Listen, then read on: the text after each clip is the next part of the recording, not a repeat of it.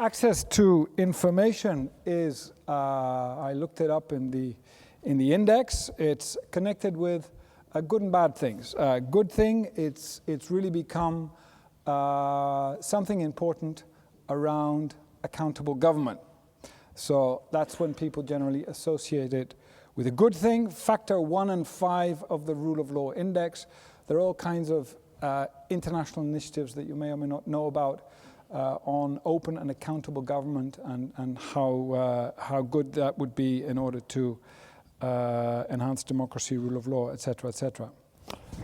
Access to information is also connected with the whole discussion on privacy, and there we have a little more negativity and bad stuff and bad connotations with access to information, snooping governments, invasion of privacy, changes between the way the so-called older generation sees privacy and the way my children see privacy. And that's factor 4 of the index. Let's immediately relate it to this index. Lastly, there's this connotation, at least for me, with the issue of security, because security is always seen as a way to block or to do something with access to information. And there I kind of see that the trade-off is always, well, I know I'm invading your privacy, but it's necessary for security, and generally people prefer security above rule of law, so la la la la. That's kind of the way that this topic, I think, appears in the newspapers and all around us now. Now let me quickly introduce the panel. Over there we have Jake Appelbaum. He is a photographer, developer, researcher with the Tor project, and the Tor project does everything to help you be anonymous, which is a good thing. Rick Falkvinge is the founder of the first pirate party and an evangelist for its ideas. He has been named a top global thinker by Foreign Policy magazine.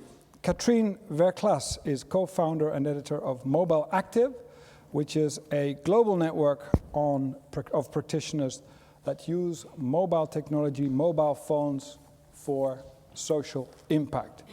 And the last person on the panel is Jacques-Philippe Piverger, who is a social entrepreneur actually working on putting business and philanthropic experience to effect, to really organize change. So amongst ourselves, we kind of said, these are the pessimistic, technical guys who can tell you everything that's wrong and that we should really worry about, and these are the optimists that are working for social change. Let's see if that is the case. Jake, may I give you the floor first to make your point on this very important topic? Thanks. So thanks very much for having me. It's great to be here, and it's an honor to be on a panel with these people. I'm sorry I have to leave a little bit early. I have to catch a flight to Berlin. You know, I don't think that it's fair to I don't speak for Rick, but I think maybe I do when I say that I don't feel that it's fair to pigeonhole us as cynical, technical folks. You know, the goals that I have to do with justice. Julian Assange has a fantastic phrase about this. He says, the goal is justice and the method is transparency. And I think that while technology is absolutely important, I think it's more that we should acknowledge the limits of technology and the strengths of technology, as well as the limits of the rule of law, as well as the actual societal goals that we have in mind, so that technology serves those goals, as opposed to some of the other things we seem to see in the world today. So in Der Spiegel, the magazine in Germany, I wrote the cover story this week, and some of you may have seen it. It was an interview with Snowden.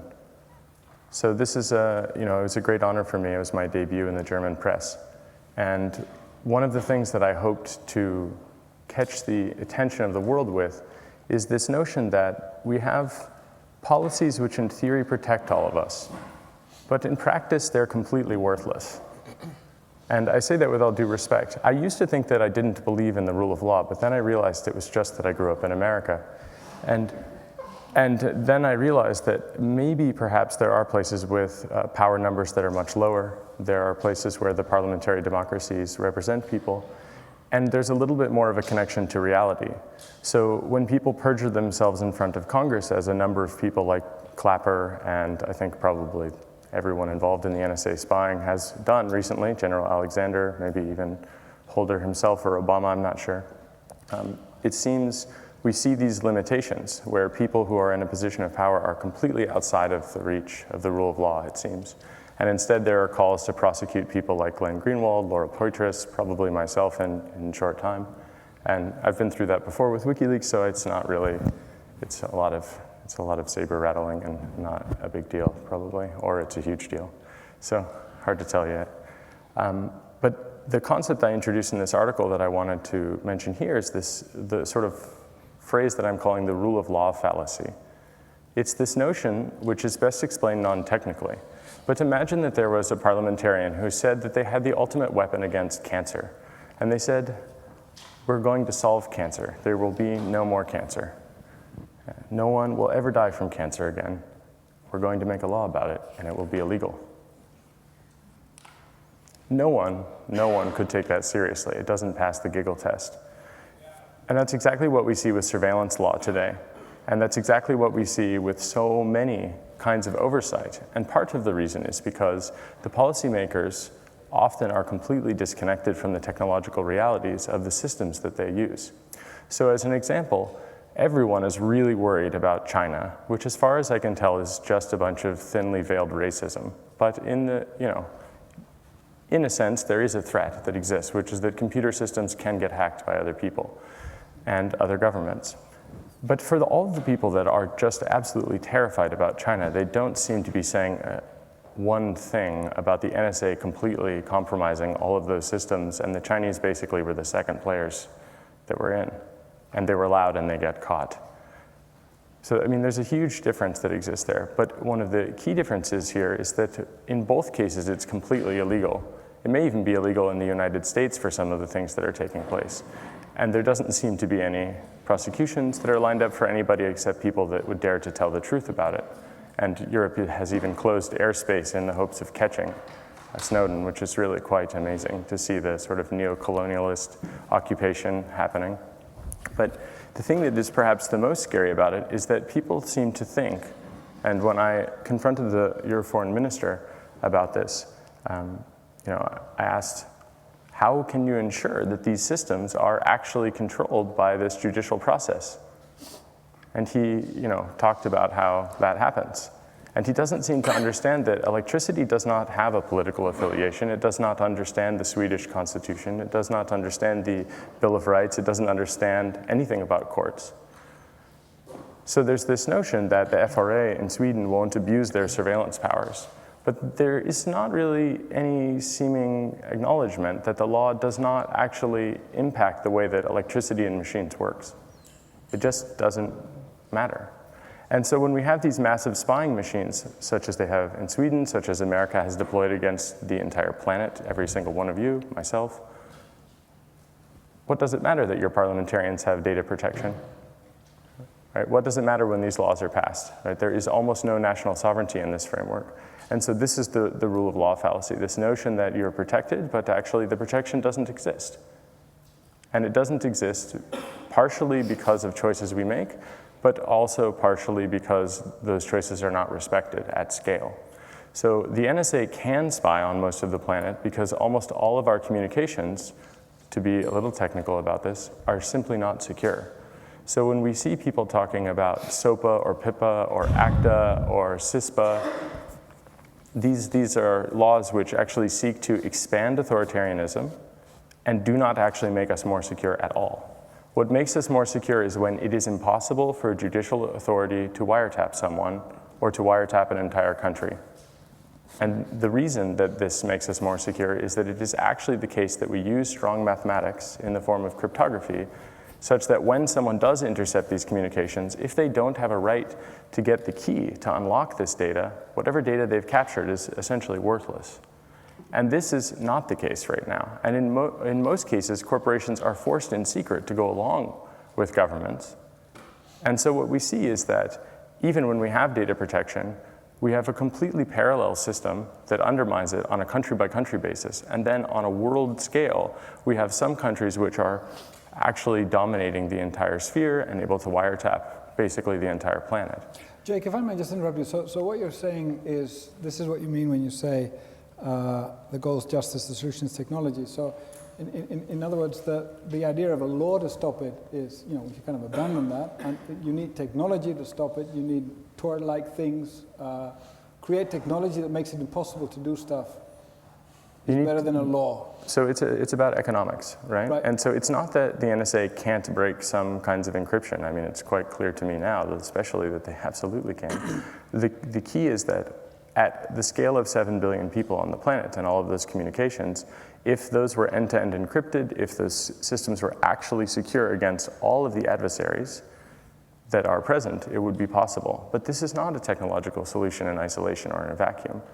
It is the case that we need strong rule of law with fundamental constitutional protections, like the right against self-incrimination, for example. We need the ability to have a password we remember that we don't tell to someone. We need to be able, for example, to use strong encryption. These are things the law can help with.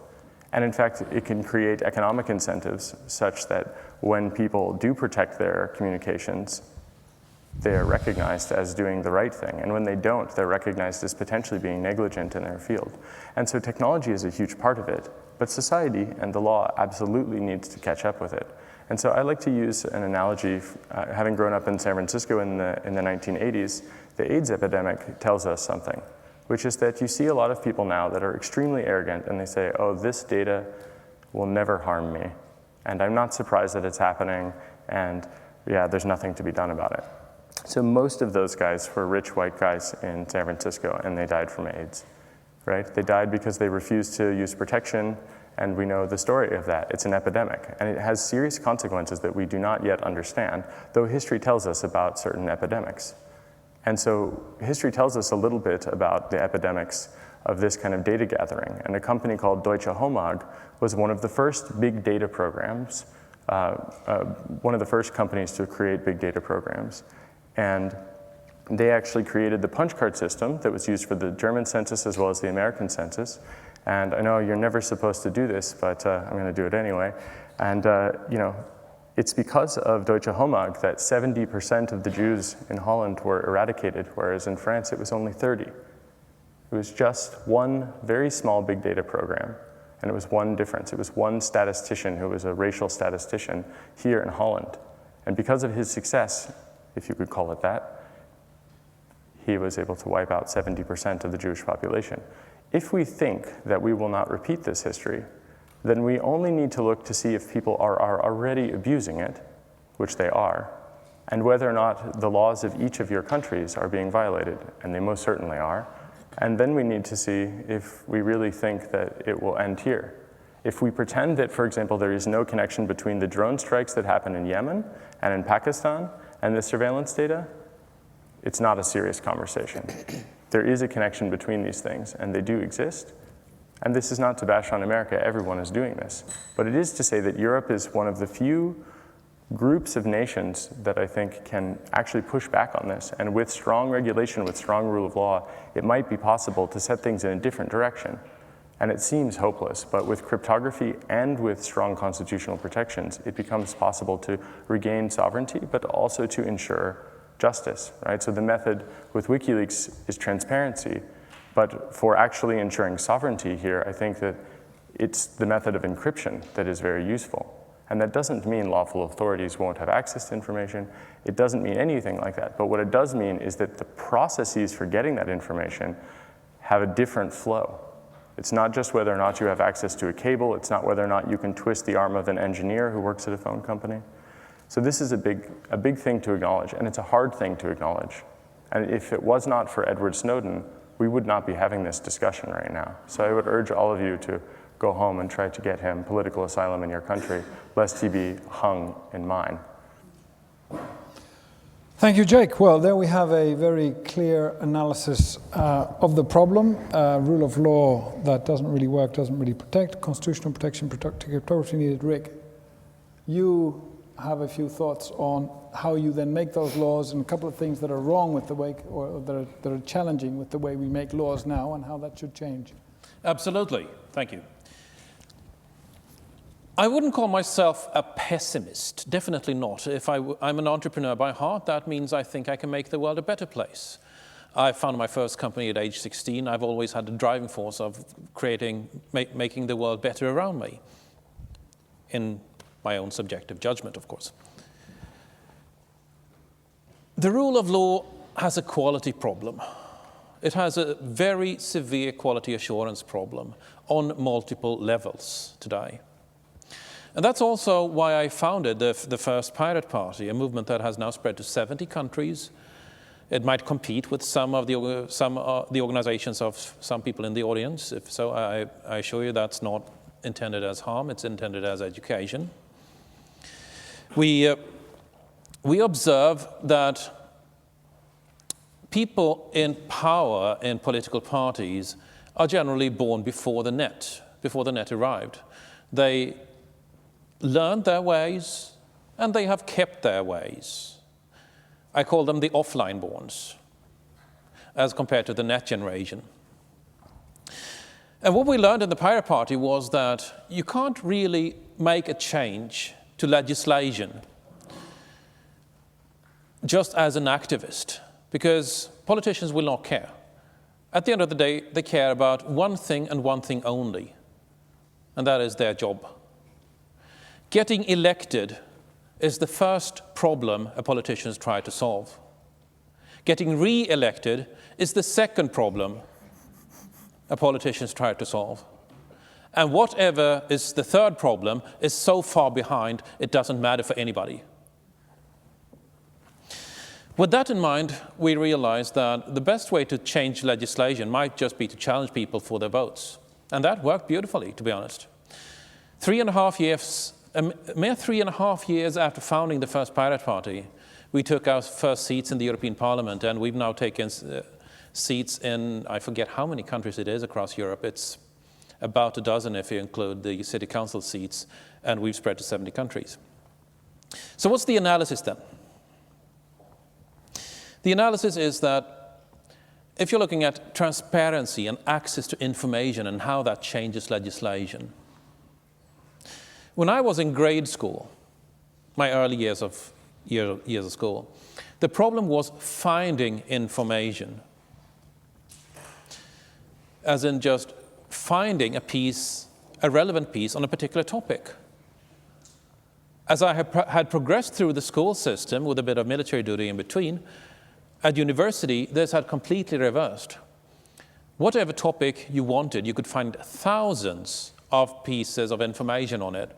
And the problem was instead judging its relevancy and being critical of the source.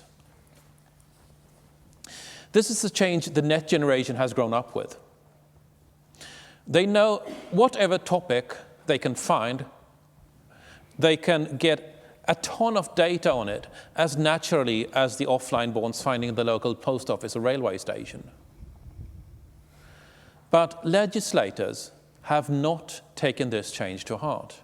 It happened 25 years ago. Or maybe 20 years ago, to be generous, about 1993. 20 years ago. And legislators are still getting their emails printed for them by their secretaries. And I'm not making that up. And what's worse, they think that makes them understand the internet. And that makes them not just ignorant, but dangerous. Because when legislators are basing their decisions on such a, not just rudimentary, but always factually wrong understanding of the most important piece of infrastructure we have for civic rights, for transparency, and for democracy. And they base their legislation on what stakeholders, which is a finer word for dirty lobbyists, whisper in their ears. then we get a disconnect. We get a disconnect between the laws that are actually enacted and what the next generation easily see should have been the basis to create those laws on. And they can see, the next generation sees immediately that the legislation is substandard. It does not meet basic quality demands. And I haven't seen anybody outside the Pirate Party use the word quality assurance or quality control and apply to legislation. And I think that is very, very telling and damning. I think it's the only profession on this planet where you don't have a shred of quality control on your work. So this leads up to a two-tier system, unfortunately. A subtitle fan site was raided in Sweden the day before yesterday. A fan site where people would translate the dialogue of movies, make subtitles out of them, and upload them. The copyright industry decided to raid this site and seize all the servers and computers because they thought it was a violation of their rights. So what ordinary people create did not have the protection that the big distribution channels would have had. As Jake said, when the offline borns are testifying before the system, they can get away with anything. So we are seeing a symptom, we're seeing a phenomenon where the offline-born world and the offline-born perspective is closing in on itself to defend itself against the disruption that is coming, and doing so by any means necessary.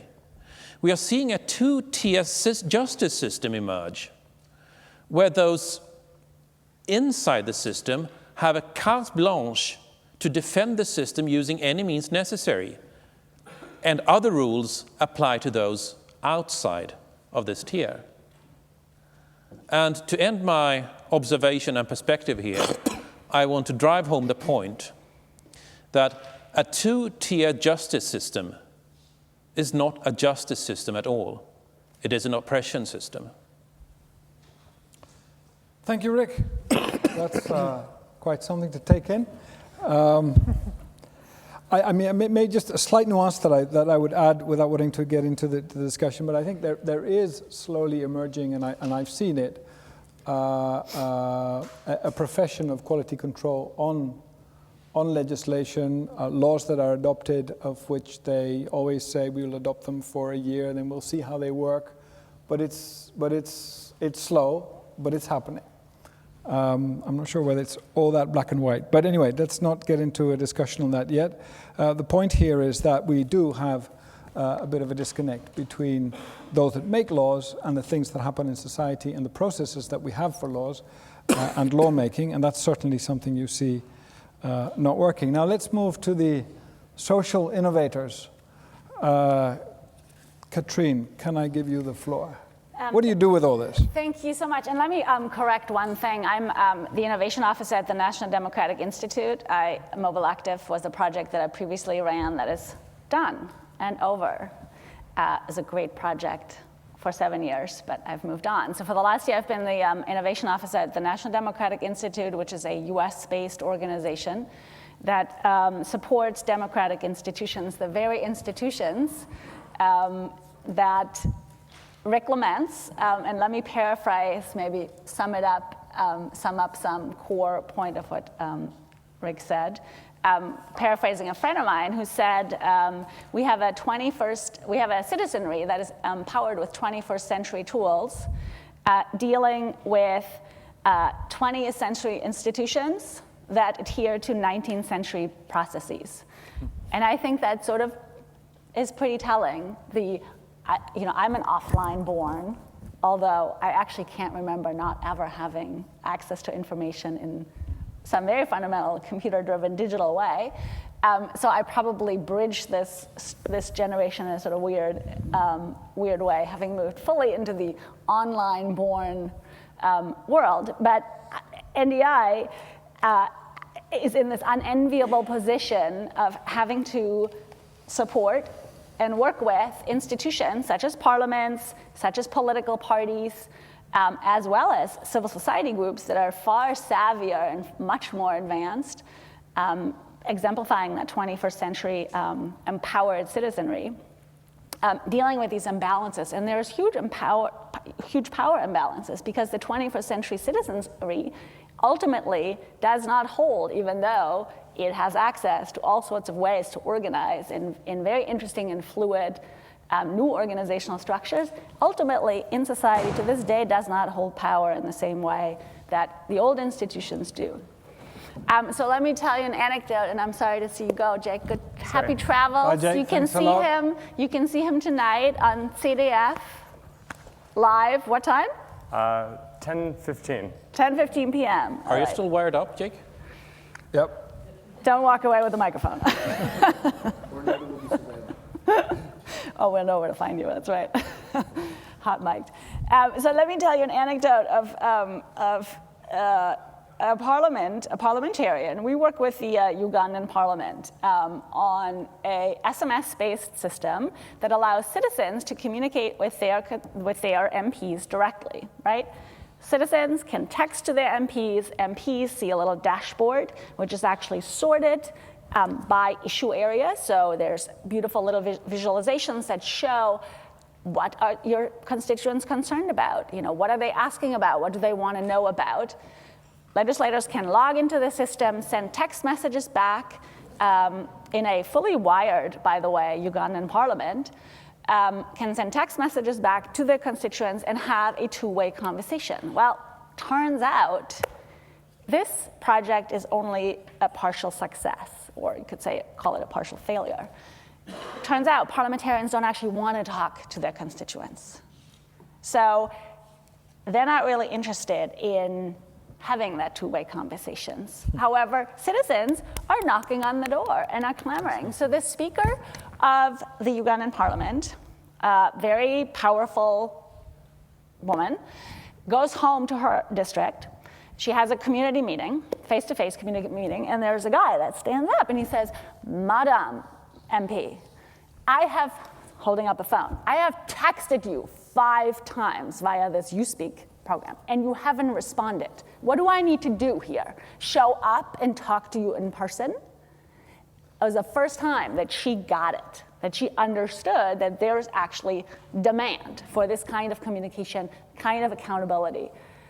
You know, she changed her tune, she logs into the system now and talks to her constituents, but that she's still in the minority in Parliament. The other work that we do focuses on one big area that NDI does focuses on using technology in another area of accountability, greater transparency, which is domestic election monitoring. And there, I think we've actually reached a really interesting, sort of more positive end result. NDI has been working with domestic election monitoring organizations, that is, large coalitions in country who have thousands and thousands and thousands of trained observers who stand literally, they work in the pre-election period, and they stand literally at the polling station from morning when it opens to the minute it closes, and they have a very elaborate way of sending systematically coded SMS, text messages, back to a central database where that information gets parsed, which tells us everything about were there enough ballots, was there security present, were there any irregularities, did the polls open on time, was everybody who was on the voter roll actually allowed to vote, et cetera, all the way to the end of the day when the results are counted, where our observers or the domestic observers, our partner organizations text back the actual results. So we have this parallel process in place. And again, this is in the last Kenyan election. There was 10,000 observers that were trained at a randomly selected, statistically significant number of polling stations. So at the end of the day, right, with that parallel vote, quick count, observation effort, through the use of rapid digital communications, that is text messages, in some cases it's mobile data applications, we're not only did the public know about the conduct of the election, as well as the actual results of the election. That couldn't be released because the Election Commission was much slower in actually counting, and Kenya, all sorts of technical problems, but much slower in actually releasing the results. So I guess I see hope, but I only see hope if institutions and organizations are able to really get with it. And they need to get with it fast, because ultimately, the trend is such, there's a move to establish alternate organizational structures that are more responsive, that are more accountable. And I think the old institutions, they're starting to get it. They're starting to see the heat. Ultimately, it's a problem we're going to age out of, right? The offline generation is going to die. So, can I ask you just a question on this, because it sounds hopeful. I hope we get there a little earlier than that. But I remember not long ago hearing a rather pessimistic assessment of all kinds of attempts by, for example, the Cameron government to involve citizens in helping to solve particular problems. So, we want to save costs in the health sector. Let's do some kind of wide consultation and get some views. And it just wasn't working. It wasn't a reaction. It was always the same people that were responding. I mean, is that a picture you also see, or because it's? We work in many countries where people really genuinely want democratic, responsive institutions. Right. So I have never seen a lack of demand, to be honest. I can't speak to your specific example. Maybe it wasn't asking the right question. Yeah, could be. Right? Could be. And maybe the processes were cumbersome. Right? If you have a bunch of meetings, it's only the people with time to go to meetings that show up, and they often turn out to be the crazies. So were there enough channels of communication? Were there enough ways that people could participate at a low cost? Right? The cost of interaction is getting lower and lower and lower. Right? Can I participate with a text message in a meaningful way? Well, if not, then why not? Right? Yeah. So I think there are a lot of questions that institutions need to be asking themselves. They are starting to. I think we're nowhere near there. But it's certainly a super interesting conversation to have, because I think there hangs a lot in the balance. Yep. In terms of democratic governance, strong institutions, accountable institutions, and ultimately. Let me say one thing before I turn it over to you. Just the last thing that I just saw this morning, actually. There's an interesting bill in the Philippine House and Senate, which is a Magna Carta for Internet Freedom. I don't know whether you saw this, but it was a crowdsourced document, and it turns out to be quite strong and interesting. There's a review on it on the Electronic Frontier Foundation blog that it's at EFF.org, but it actually has a number of stipulations that are strong, that focus on strong data protection, that focus on online freedom of expression, that restrict the ability of the state to interfere with online communications in a pretty fundamental way. So I have no idea whether it's going to pass, but it's certainly an interesting sort of counterpoint to the numerous myriad number of laws that are getting passed that are swinging in the opposite, right? Restricting access, requiring SIM card registration under the guise of national security, which I have not seen any data that any of this is actually protecting national security in a substantive way, limiting access, limiting, increasing surveillance, et cetera. So I think we're seeing a sort of counter, tendencies to. But the tension is strong here. So it's a battle. Okay, well, thank you very much, Jacques-Philippe. I'd like to turn it over to you. What do you do with all this? I'm not sure, Sam, but thank you. A lot of information. I hope everyone's enjoyed it as much as I have. I consider it very much a privilege to be here with my fellow panelists. To start off, personally, my background has mostly been in investments and finance. I've also founded a couple NGOs. I don't have direct experience in legal, but in my quote-unquote defense, my mom's a lawyer and a judge. Her father was a senator, and my other grandfather was a lawyer and a judge and helped to establish rule of law in various countries, working for the UN for about a decade. And so when you take that into context, it can be considered that maybe I have an appreciation for that as well, or I understood it and wanted to go closer to impact and closer to where the action happens. And so currently, I run a company that operates in the renewable energy space. Prior to going into that, Sam asked that we share something unique. I could probably speak for an hour about unique things. I'm considered rather eccentric, although on this panel, I think we all share that quality. One of the things that relates to what I do now is the whole concept of the sun and being attracted to the sun. And I hadn't thought about this until this morning when I thought about Sam's question, even though we didn't discuss it. But I grew up in Miami, a lot of sunshine. I spent all my summers in Haiti, even more sunshine. I ran a company 10 years ago named the Soleil Group that had nothing to do with using the power of the sun, but as many of you know, Soleil is sun in French. So I was already kind of channeling the sun and focused on that. I have a daughter named Soleil who's 8, and my company that I'm running now this month will be 1 year. So over the course of my life, I've been very much attracted to the sun and into it. And I guess with that in mind, it makes sense that I would currently be running a company in the renewable energy space that focuses on using the power of the sun in order to provide power and energy to people around the globe. We're a dual bottom line focused company, so doing good and doing well.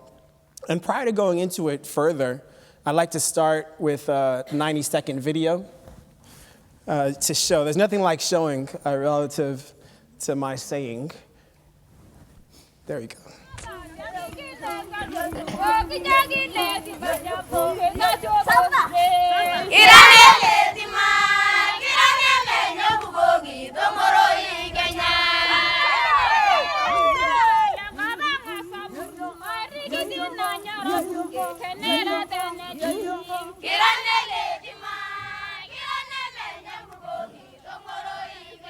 Lighting Amanyata is a problem because they use firewood.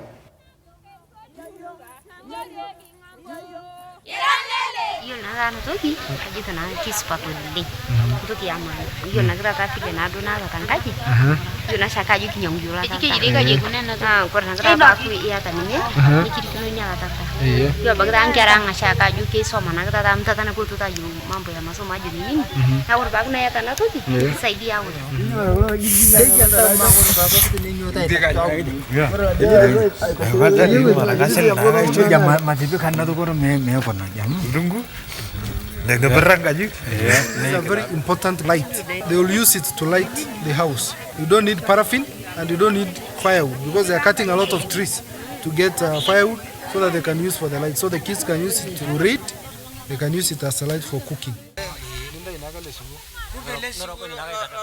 Saying if they can get some, then it can really assist them.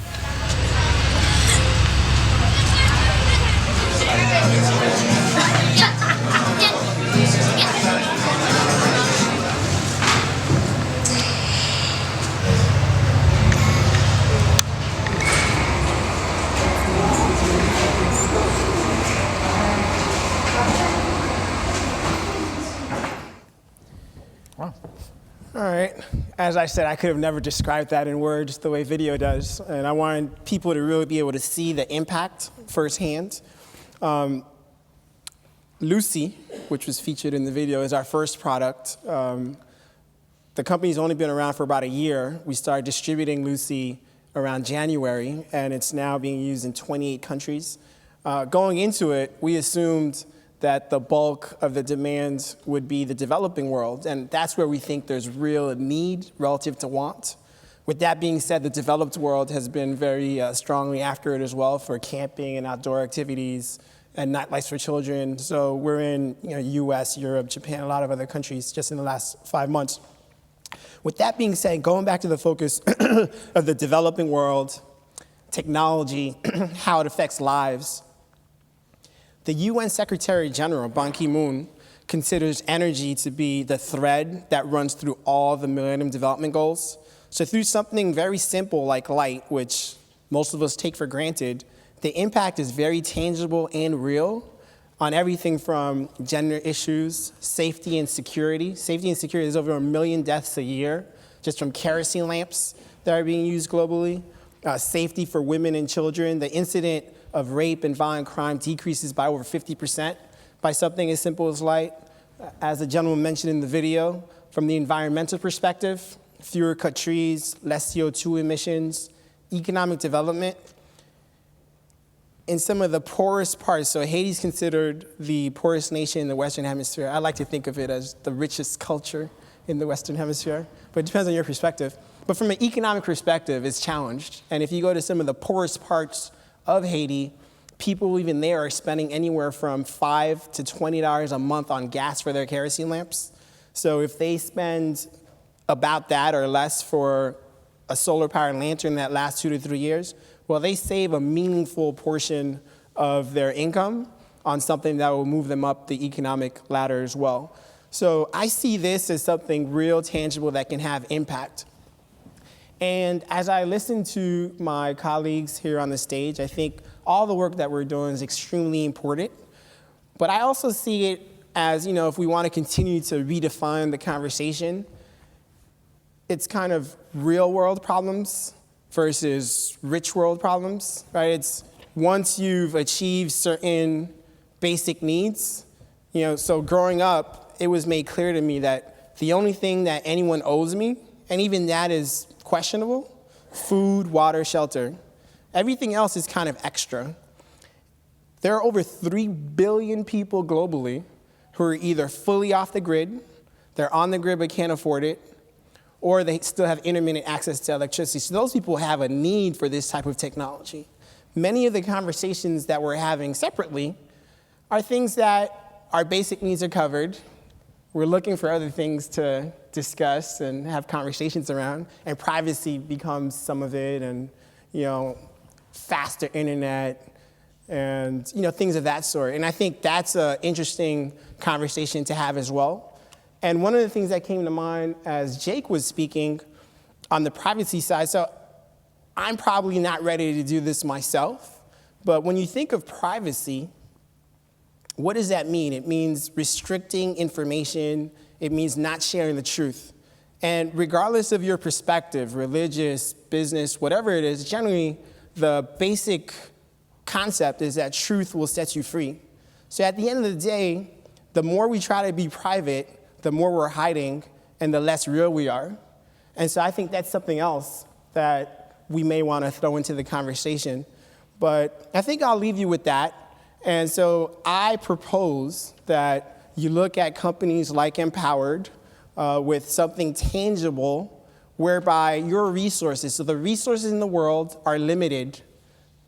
Your time is a significant resource, and it's incumbent on yourself to use that very limited resource, right? Einstein called that the fourth dimension, time. Use that limited resource in the most efficient manner possible. And in my opinion, if it relates to technology and the proliferation of that technology to the people who need it most, I think something like light and energy is a great way of using that very limited resource. Thank you. Thanks a lot, Jacques-Philippe. That's an interesting notion you brought up, getting people on the grid. Rick, how the offline borns, the next generation, and those off the grid? Any reflections on that one? A lot of them. It seems a lot quite of them. important. As me and my fellow panelists were syncing up perspectives and discussing a little bit here, we realized that the theme in common between our perspectives was that we live in a two-tier world. And I think one of the observation here that perhaps this distinction, this divide, is its strongest among those who have electricity and those who haven't. So I'm looking brightly toward the future, though. I mean, when you're looking at today's technology startups, they're essentially ignoring the first online billion people. They are seeing that there are 7 billion people in the world. The first billion is already done for. They're set in their ways. They're gone. Never mind them. There are 6 more billion out there. Let's take them online and see what happens. And I think that's a very positive way of looking at the world, not to mention humanitarian. Because when people get information, they become empowered. And that might tie right into your company name. I'd like to tie that into a little bit of cost, because cost has been also a central theme across our perspectives here. When I founded the first Pirate Party, we did not have any money, obviously. The other parties ran with budgets of many, many million euros, and we were funded by what students could afford to donate. There was a bit of difference in our modus operandi there, as enforced by different frameworks. But when you observe that we became the largest party in the European elections in Sweden, in the most coveted sub-30 demographic, which is what everybody fights for, because people who vote for your party when they're young tend to stick there. We became the largest party in that demographic. We had an election budget total of 50,000 euros. Our competition's combined budget was 6 million, and we beat them. We were over 2 orders of magnitude more cost efficient. And that is when the other politicians started fearing us for real. You can observe that the net brings out a completely new, different way of working, and people are starting to demand access, like we heard from Katrin. We are seeing a lot of people leveling themselves with legislators, with power structures. If you saw the opening keynote panel, a bright young man from Argentina named Santiago Siri was talking about how the offline bonds tend to think in terms of economy of the printing press. Everything is very expensive to produce, but it's cheap enough for everybody else to take part of. Again, a 2-tier society, producers and the rest, who have essentially the right to sit down, shut up, and open their wallets. But that's not true anymore. That is not where we are any longer. So, in terms of economy, people are demanding equal access. They are demanding a leveling of society. And those who used to have the privilege of being elevated are fighting this tooth and nail. For the rest, the internet is the greatest equalizer mankind has ever invented. Well, I'm still struggling a little bit with this idea of people are demanding, yes, but it's very chaotic how they're demanding it. There's very different ways people do it or don't do it. I don't know how many times I get asked a year to participate in some kind of survey, and I just, turn off, couldn't be bothered. When I observe a lot of the youngsters, I see that they... So, I mean, Katrin, can you just share with us a little more? How does this work? I mean, how do you get the people... What is known about really getting people to participate? Well, I'm a community organizer from way long ago. That was my first training, actually, when I entered the workforce many years ago, political organizer. And I would argue that the principles that we learned in community organizing still matter. However, they're translated now in an environment that is often chaotic. It's not nearly as clearly defined. It's multifaceted, has many channels, happens through many digital means. I have many relationships, and I call them relationships that are entirely digital, where I've never even met the person, and yet we have meaningful and substantive relationships that work towards whatever it is that we're working on. But old principles apply, right? Power matters. And I think one of the mistakes that we are probably all making is to say, while the internet and digital technologies have been the greatest equalizer of mankind, or can be, we forget that power still plays a huge role in this equation, right? The internet doesn't eliminate power. It doesn't eliminate who has power and who doesn't. And so using community organizing principles, understanding who holds power and why, and organizing using every means available, digital means, to balance those powers, I think is the trick. And so I'm hoping that there's a lot more young people that are getting community organizing training, right? Understanding power. There's a new book called The End of Power, which is interesting, polemic, and ultimately the conclusion of that very book is that no, the power is not ended, right? So let's start talking about it.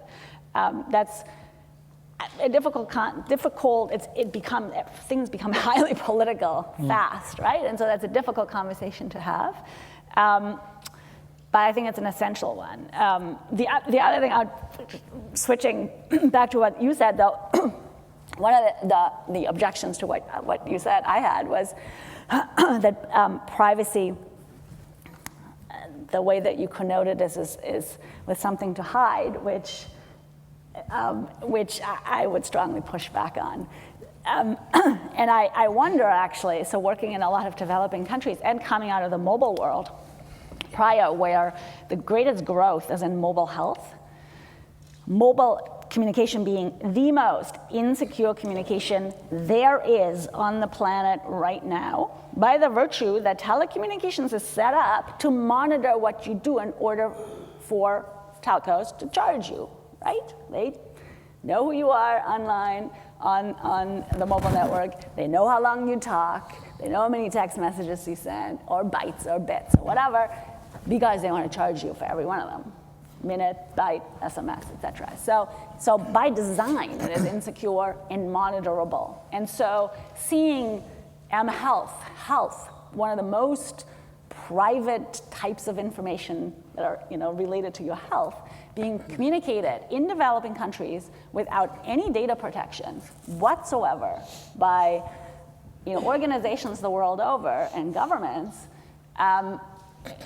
is a huge issue for me. So it's privacy just for the rich, or it's privacy for all? And maybe we should rethink of it as data protection and the choice that you, as the person, any person has, and is a right to control the data that is available about you online at any given time. And we don't have that right. We don't, right? I use Google, boom. I mean, unless I use it through Tor and many ways to protect myself, right? There's a lot known about me online, a lot of which I disclose voluntarily, but there's also a lot of information that I don't want known about myself. Sure. Can I pick up that discussion for just in a minute when we involve the audience and we start talking about the rules of the game? I think that came up. I just wanted to get back to the power issue. I mean, how happy were electricity companies with your lamp? You wanted to intervene on the power issue, Jacques-Philippe. Sure, the power with the lamp. No, just generally the fact that power matters. I think that was an important thing in discussing. Sure. I didn't mean electricity, though. No, I know you didn't. But I mean, when you innovate, you disrupt. You disrupt. You meet power. So you've come across this. Sure. So I'll take each one very quickly. So first, on Katrin's point regarding privacy, I don't think we actually disagree on that point. I think the first thing I said actually was I'm not prepared to do that yet because I'm human. I think we all actually, to a certain extent, live in fear. I like to think that I don't, so I consciously try to remove those. So if you think of in the beginning, everyone was naked and you had nothing to hide. So that even the health issue that you brought up, yes, people have this information about themselves that they don't want to share. It's not necessarily the case because they shouldn't be able to, it's because they're scared of what the reaction of others will be if found out that they have certain issues. So my only point there was that over the long run so I'm not suggesting it's realistic that we can do it right away, although I wish we could. And personally, I try to strive as that being a goal of being able to be completely open, because then it's very difficult for you to be harmed if you're completely comfortable with who you are. Now, the other thing I wanted to touch upon was mobilization of people. I agree with much of what you were saying, and I experienced it as well. So in the States, as I said, eclectic person, eclectic background. President Obama, currently there's a lot of issues and things haven't gone exactly according to plan. But back in 03, 04, he wasn't even thought of as running for president. He was running for the US Senate. And we have a lot of networks in common. I organized 3 events back then when he was running for the Senate with this strange name, Barack Hussein Obama, but because we had, things in common. And I had over 1,000 people at each event, 2 in New York, 1 in DC. And to the whole mobilization aspect, I think you're both correct. It's not always about the money. And if you want to get people excited, it's about having a common interest that people believe in. Money, you can only buy so much. But when you have the passion and the interest and it revolves around something intrinsic, I think that's how you unlock it. And I think that also speaks to the power. So going back to the core question of power. So yes, there's always power at play. Power happens every which way. Everything from your positioning, your eye contact, hand motions, everything. There's always power generally, and ego is kind of at the core of so many people and so many challenges across the globe. Now, how you have impact, it depends, and I think there's a pendulum that's swinging right now. So historically, it has been very possible for the few to control the many. And I think a few years ago, with the Arab Spring, you're seeing that shift. It's going to be tumultuous, it's challenging, but that is, the people speaking for themselves. And the more you unlock information, which is what's happening with the internet, what people realize, technology, what Katrin does with mobile, well, you know what? You go to many of these places in sub-Saharan Africa, and there's a person who's growing coffee. 10 years ago, they were selling that coffee for 5 cents a can because they didn't know what it actually cost on the market. Well, now they all actually have access to that information on their mobile. So they're doing a lot better economically because of that information. And that's where the power starts to shift. So historically, the local sheriff, the local cop, the local mayor could say anything and get voted. Well, now they're going to be held up to different standards because there's more information spread. And so to me, the power is shifting, and it's going to continue to shift. And we probably just have to be comfortable with that. And to your question of power companies, we haven't had pushback from power companies. We've actually had several that have wanted to partner for several reasons. One, because they have CSR programs where this fits in, because if there's a tornado or a hurricane, some issue, rather than having their customers go without power, go without electricity, if they're able to provide something which is cost effective and makes them look good, and over the long run, it's good for business actually. Separately, in certain markets where there isn't full connectivity, the grids are really taxed heavily because people who are not paying the bills are also sourcing electricity. So this is a way that they can provide an alternative means of lighting to people who are originally stealing from the grid, and it helps the power companies over the long run. Well, thank you. Let's just go back to the core question we were asking ourselves. So new technologies, transforming access to information, and how that could bring more justice to people and organizations. Now, I wouldn't even try to summarize what has happened, because I want to involve the audience, but just take 1 minute to see where we stand now. I think on the whole, what this panel have said is, there's lots of dangers, but technology can be a force for good, and there's lots of examples here. Rick, you mentioned civic rights, transparency, democracy, that in technology is really a way to enhance that significantly. But what we are facing is a number of issues which I would call issues that concern the rules of the game. You mentioned the Magna Carta. I mean, there's still a number of rules of the game, which is kind of what the rule of law is, that need to be developed. Katrin, you mentioned it's time that some people got with it. And I think that's important, get with it. Getting people on the grid. Low cost of participation, so people have to get used to doing it. And I guess we shouldn't forget that rule of law, all these great sub-factors, whatever, it is about power. It is about mitigating power and finding a way to deal with power. And that's probably part of the rules of the game discussion. So let's open it up now to questions. I would like to just briefly say who you are and make the question short so that we can fit in lots of questions. Let's start over there. Yes. Thanks so much for this very stimulating and interesting panel. My name is Maya Alexandre. I'm from the Temple Tsinghua LLM program in Beijing, China. Rule of law is a conservative institution. It's slow. That's its nature and its gift. So the idea that the rule of law needs to move quickly to adapt to something is completely wrong. It's not going to. Laws are best when they're general so that they can be applicable over time. And the problems that we're seeing online are replications of the problems that we see offline. So I think there have been a lot of really good points that were made, the two-tier system, the difference between the world of the real and the world of the rich. Basically, those are offline problems because of weak institutional rule of law that get replicated online. And so the question of the interaction between rule of law and online governance is extremely important, but not, I believe, fundamentally different than the question of the interaction of rule of law and any other area of development. To whatever extent there are inequities and malfunctions in the restraint of government power, or the restraint of any power, because any power unrestrained, whether it is the internet or the power of the sun or weather. Can I just interrupt you? No, I'd like to just finish my sentence. Okay, please. Yeah. Any unrestrained power is going to be dangerous.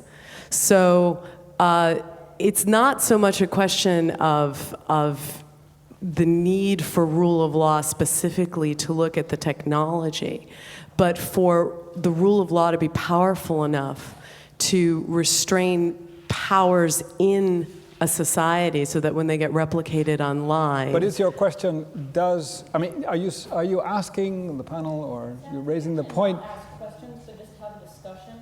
Yeah, but so the point you're raising is it fundamentally different? In a way. I mean, the rule of law always has to adapt, and is it fundamentally different in the case of the internet and all the stuff that we've been talking about?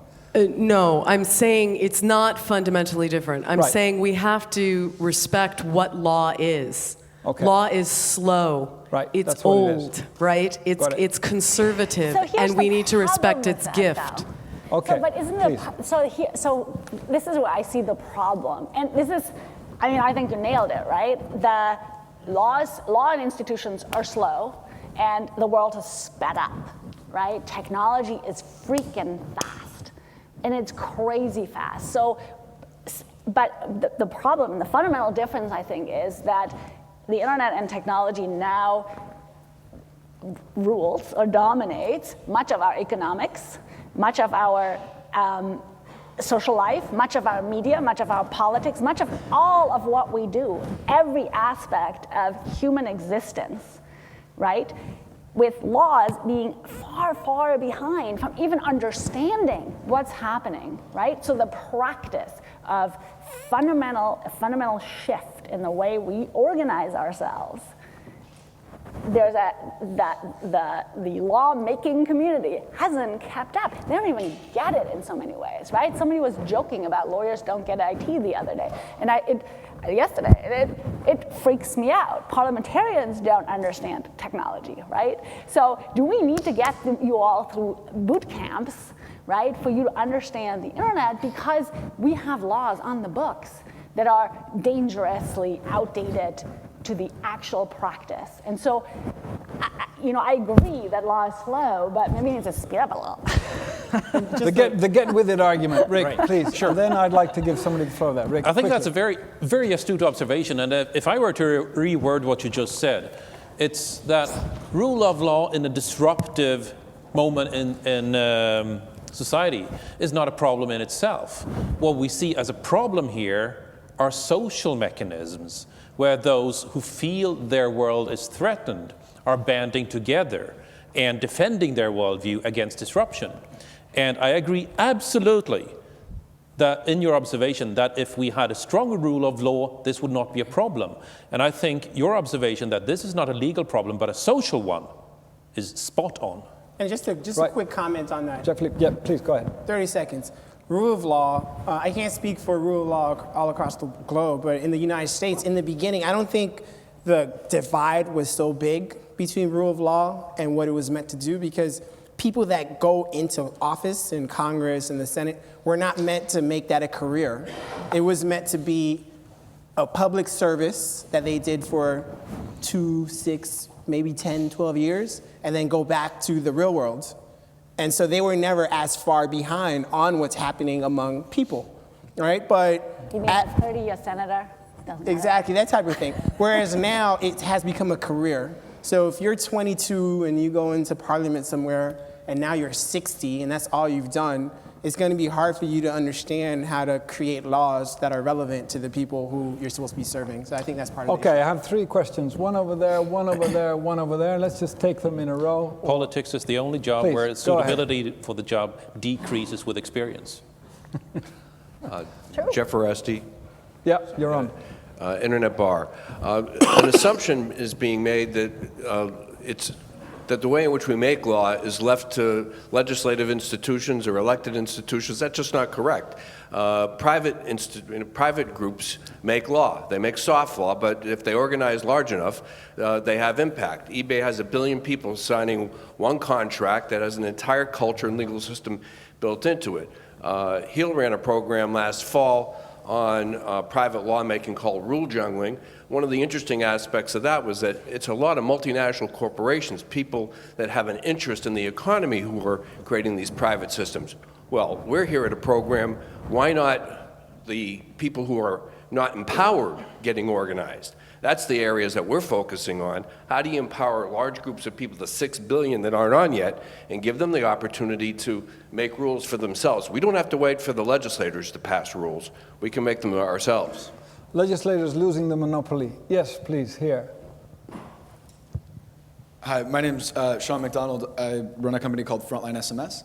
I just wanted to bring up the idea, and I think it's interesting that that the internet has the power to be the most democratizing force on the planet, right? And even that statement, I feel like there were a lot of people saying democracy had the power to be the most democratizing force, and to some extent the rule of law had the power to be the most democratizing force. And what we've seen is that its uneven distribution is actually what causes a lot of the lags and fragmentations that result in people falling through the cracks, right? And so there's a perspective inherent in the promise of the internet as the single democratizing factor, or the most democratizing factor, that presumes some level of even distribution at some point, and that nothing becomes technologically more advanced in terms of communication, while that distribution is happening. And I'm just curious as to, I think one of the interesting common threads is that it's not the technology that's slowing it down, it's institutional adoption, right? Is that the platform exists, but if no one's listening, how does that play out? And I guess I think the Power Party is doing a fascinating job of weaving those things together, and I'm curious as to what your experience in government has been like to expand out to other platforms and or to try and get a sense of distributing as quickly as possible. Okay, what I suggest, I was going to give you the floor, but I'd like to give Rick an opportunity, if you don't mind. If you could hold on to your question, Rick, to respond to this, because it's a very direct question, then I'll give you the floor, sir. Please, Rick. Right, I'm sorry, I lost myself in thought here. Could you repeat the last 5 words? What has been your experience in broadening the power of other communication platforms? Right. So what we're seeing is that the internet is the greatest equalizer invented so far. Just like the printing press was the greatest equalizer invented so far. But it does not put everybody on the same level. It's just the greatest leveler we've invented so far. That doesn't mean, we spoke a lot about power, and that one thing that you see as a red line going through all the entire history books is that people with power use that power to keep and strengthen that power. It's always been like that, and I think it's a safe bet that it'll keep going on as a trend for a while. So what do we use to broaden this? We use a lot of mechanisms to include people. I frequently say that every exclusion is a failure, even if you don't see it. And in terms of organizing, I'm going to plug a little bit of my upcoming book here because it's free to share, so I'm not actually selling anything. It's called Swarm Wise. You can find the first chapters online, Swarm Wise, about how to organize a swarm. And you can see a lot of how you apply these experiences in including tens of thousands, hundreds of thousands of people in a movement as part of that experience. So that's kind of, there's not one answer to that question, but I think the key insight is that just because you have the most leveling tool yet, that does not mean everybody is on the level. You have to keep working for that. Can I, and I'm sorry, I know that you are, but so liquid democracy, does it work? I love that term, by the way, that like swarm-wise and liquid democracy, the branding power here that you see in action is awesome. So liquid democracy, I hear a lot of conflicting things. It's an online platform that allows for a much more inclusive way of developing platforms, essentially, including, legislation. Right. So I hear a lot of conflicting things about, are people participating? Are they actually right? It's inclusive, but is anybody there? So you got to see it as kind of an experiment at this point. What liquid democracy is a way to include more people in the democratic process. It's if somebody doesn't want to if somebody's given a voting right but doesn't want to dive into all the nitty-gritty details, they can say, I trust this person on nuclear power, energy policy. I trust this person on defense policy. And so they delegate their votes. And so that person might delegate their vote in turn to different people, and so on and so on.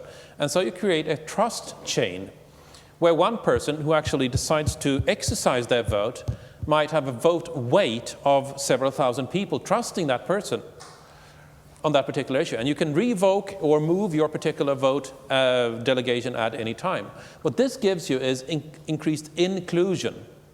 Those who would otherwise feel excluded from the voting process can be at relatively low cost, there's that word again, cost of engagement, feel included by having delegated their vote to somebody. It's essentially a very advanced and liquid form of representative democracy.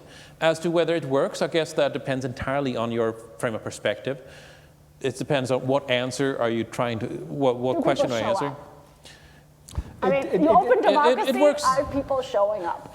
It's being used as an advisory model in the German Pirate Party, and as such, I'd say it works very well. In particular, you could observe that most power is not vested with the currently elected officers, but people tend to trust people on the sidelines who don't have formal offices. And I think that's a sign of success in the system. It was used by an association of Dutch Association of Students, scholars, during the last elections we had, and it was mixed. But it scared the shits out of the political parties. I can tell you that. No wonder. Can I give you the floor now? Thank you. I'm Don Chadone from Macedonia, Faculty of Medicine, Skopje, public health expert. When we talk about the rule of law, we need to observe that as twofold process. First, creation and adoption of the legislation, and second phase, implementation of the legislation. Usually, first phase is very fast, and by parliamentary majority, some law is adopted without sufficient preparation, information, motivation, the population for implementation of the law. And I agree with Katrin that second phase is very slow.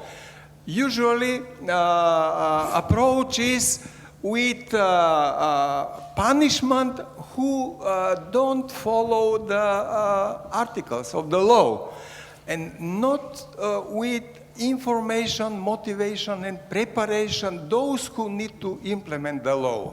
The question is how to use technology for facilitating this second phase. Maybe panelists can more explain about that. Any responses to this? Well, but let's just go to, oh yeah, Rachel, and then I'll go to you. That's technology for you, right? This is the only panel where we love mobile technology interference. Yeah, there we go. Rachel. Hi, I have sort of a series of questions. This raised a lot of ideas for me. My first book was on distributed energy. My second was on rule of law, and I work in politics in America very deeply. First, I think that it's easy to use technology to change, revolutionize, throw the bums out. It's hard to use it to build new systems that will contain and own power. I do a lot of community organizing. It is very hard to use the internet alone to organize people for building up power. Avaz, Move On, all of these sort of mass platforms, they create a very quick change. You can vote, you can have revolution, but who takes over at the end? Muslim Brotherhood, and there's a reason for that. There's a reason that you get a revolutionary Facebook movement and a community-organized other movement. The Obama campaign did a very brilliant connection of these two. They used the internet to create a system in which people were organized face-to-face. So you had groups of groups that met people face-to-face. And I'd like to hear more about technology and social processes working together, because I live in Colorado and work in DC. I do a lot of virtual meetings, but I've found that I fly all over the world because people don't like to meet virtually. At some point, generally, there is a face-to-face need for folks. So I'd like to hear you all talk about the technology face-to-face interaction. Does that slow things down to a great extent? Are there ways to scale it? Can you get past it? Not just for the breaking down. The second thing is that knowledge and wisdom are quite different. And I think they get very confused on the internet, which is very good at bringing knowledge, not so good at bringing wisdom. One of the things about liquid democracy that I keep wanting to see is deliberative democracy. The deliberative democracy practices that have started getting used are, let's take a bunch of people who know nothing about a topic, put them in a room or put them in a virtual room, and educate them over the course of the day to see what would they want if they knew about the topic.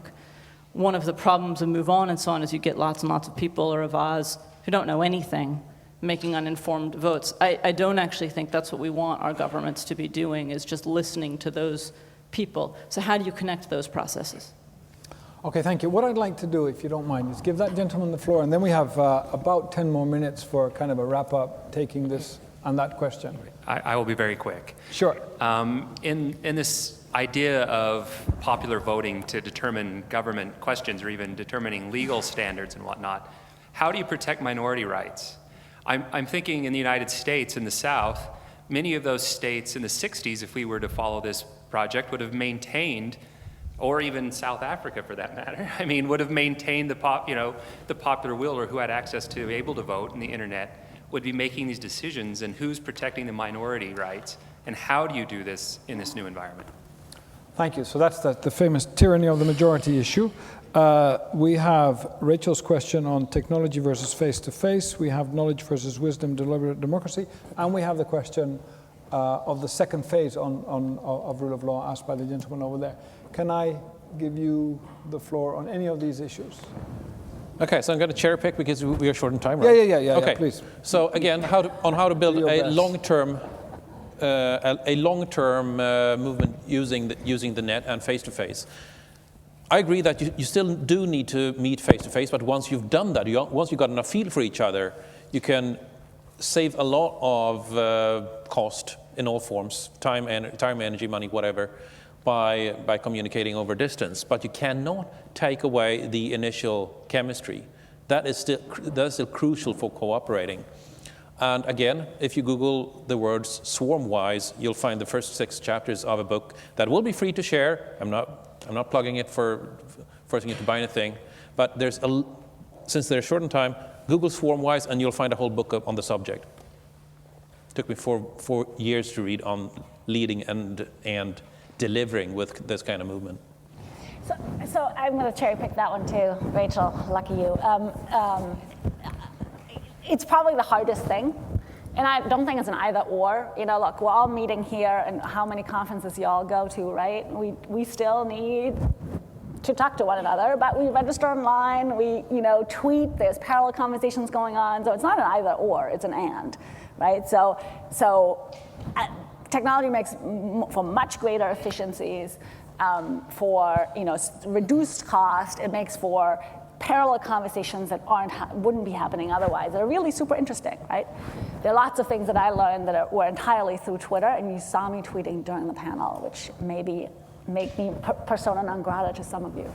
But I think the question of how do we build institutions in this new, different age that use technology well and wisely and inclusively for greater participation, for greater accountability, for greater transparency. We're super in the early stages of this, and maybe I'm going to devote the rest of my life, the second part of my life, to figuring that part out. Right?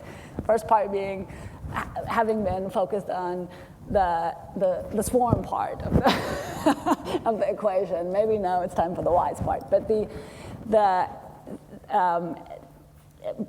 where we're at in this right now is still this, and it goes back to the original way that this panel was conceived, which we've gone long off of, is access to information. That is, providing for greater transparency. So you see this whole open data movement. Putting more data out will make us all be more accountable, right? Governments are pushed to do it.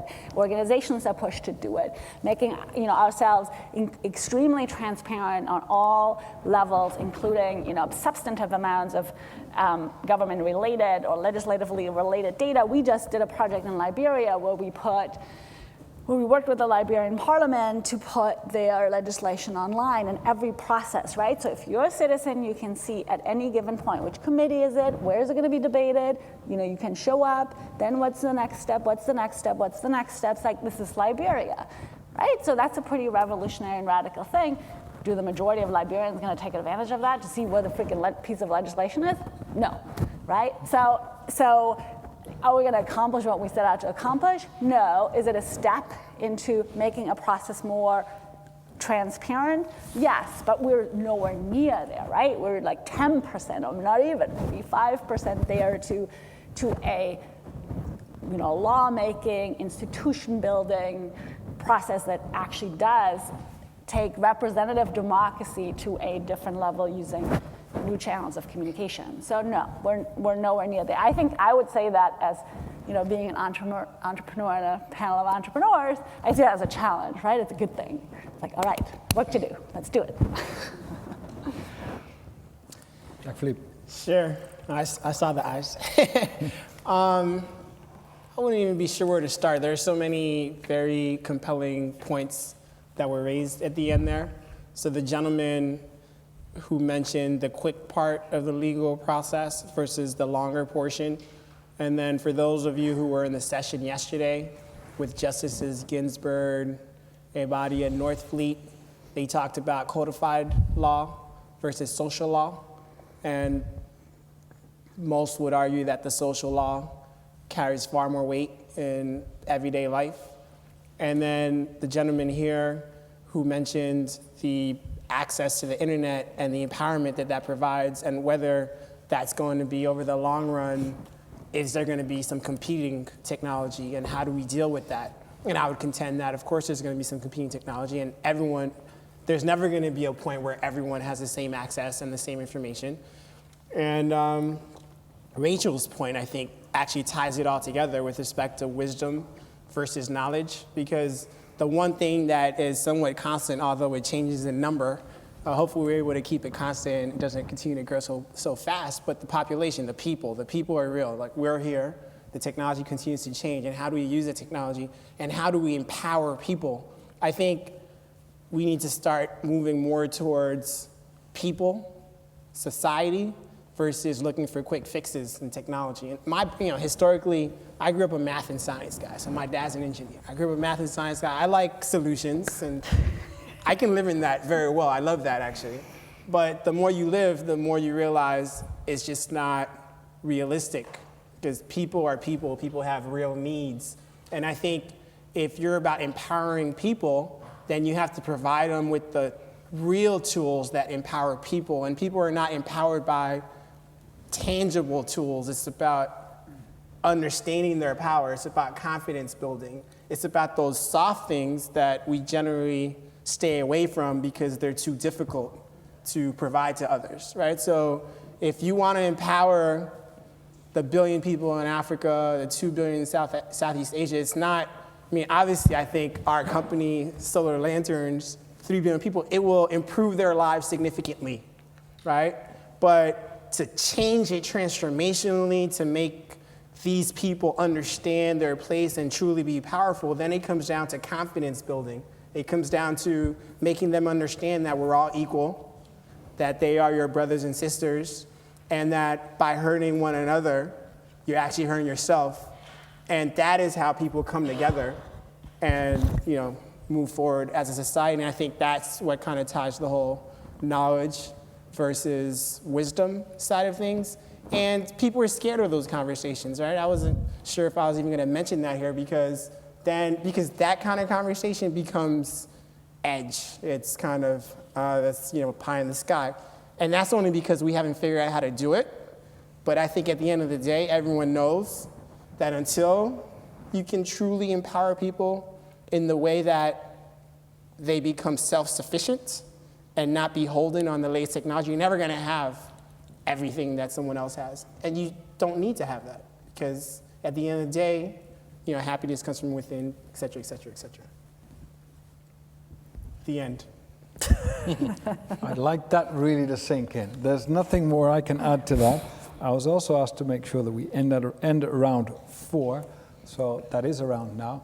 Maybe one thing that I did see kind of happening in this discussion, and that's due to the loss of Jake. I think he had this point of the rule of law fallacy. He did. And even though it's a bit of a pessimistic point that counters maybe or unbalances a little bit what you are saying, I think that's a really important point to hold on to, you know, and that's really, in many ways, our job on the soft side of human interaction, on the institutions we build, the laws we make, is rule of law as we designed it still capable of protecting us against government that goes haywire and power that is out of control, because that's in the end what it's about, mitigating power. Yeah. Okay, I'd like to thank the panel, and I would like to thank the audience for great questions. I deeply enjoyed it, and I understand that we now all need to go to the next bit, and we need to be there fairly quickly because that's where the results of the different innovation sessions get presented. So thank you very much.